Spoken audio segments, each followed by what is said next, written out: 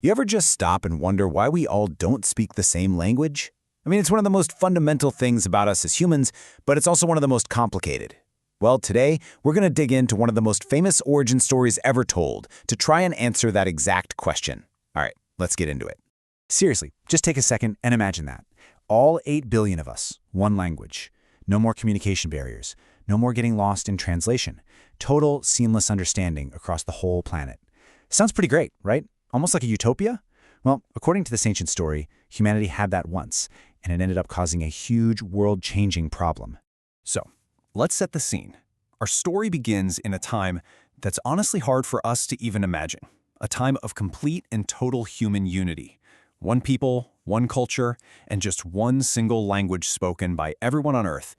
So the story goes that after the Great Flood, everyone who was left, all the descendants of Noah, they all settled down together in one place, a plain in the land of Shinar. There were no countries yet, no borders, nothing like that. Everybody understood everybody else perfectly, which meant they could work together, plan things, and basically act like one giant, powerful team. And when you have that kind of unity, what happens next? You get ambitious, really ambitious. Humanity decided to take on what you could call its very first moonshot. A project so massive, so incredible, it was designed to literally reach up into the heavens. And this quote right here tells you everything you need to know about their motivation. This was not just about building a skyscraper. It was about making a name for themselves, about creating a legacy. And, this is the key part, it was about preventing themselves from being scattered. They wanted to stay put, all together, as one concentrated power. So the plan was pretty straightforward. They had the spot picked out, they had the manpower, and they even had some pretty advanced tech for the time. Using kiln-fired bricks instead of sun-dried mud was a huge deal. It was stronger, more durable. This whole project was basically the ultimate flex of human cooperation and skill. Okay, so this brings us to the central question of the whole story, right? On the one hand, you've got unity, progress, incredible ambition. What could possibly be wrong with any of that? Why on earth would this amazing achievement get shut down?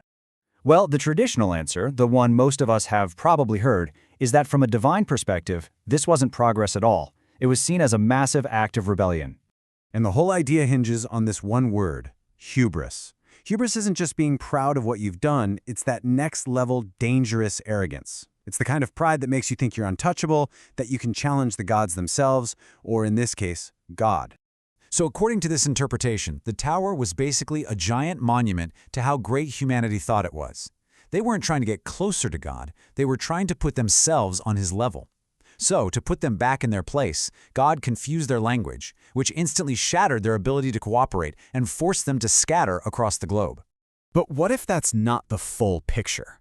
There's another, more modern way to look at this story. What if this wasn't an act of punishment at all? What if it was actually an act of mercy? Let's just put these two ideas side by side. The traditional view says humanity was punished for its arrogance, full stop. The goal was to humble them.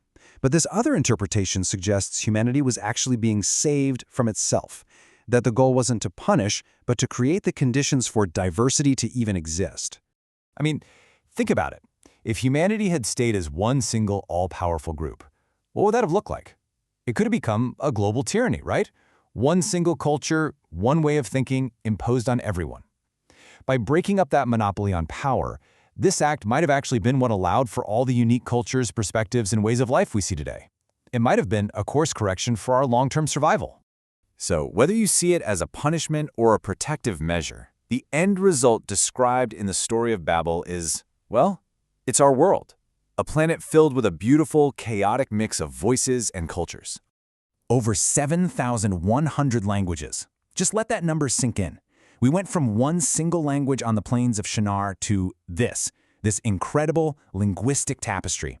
And every single one of those languages is more than just words. It's a whole different way of seeing the world.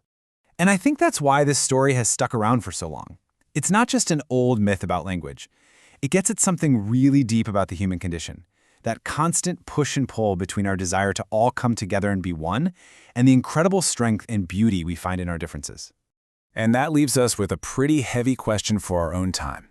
In a world connected by the internet, by global markets, by social media, aren't we in a way building a new kind of tower? A digital one, made of fiber optics and data, designed to bring everyone together. So the question is, What happens this time?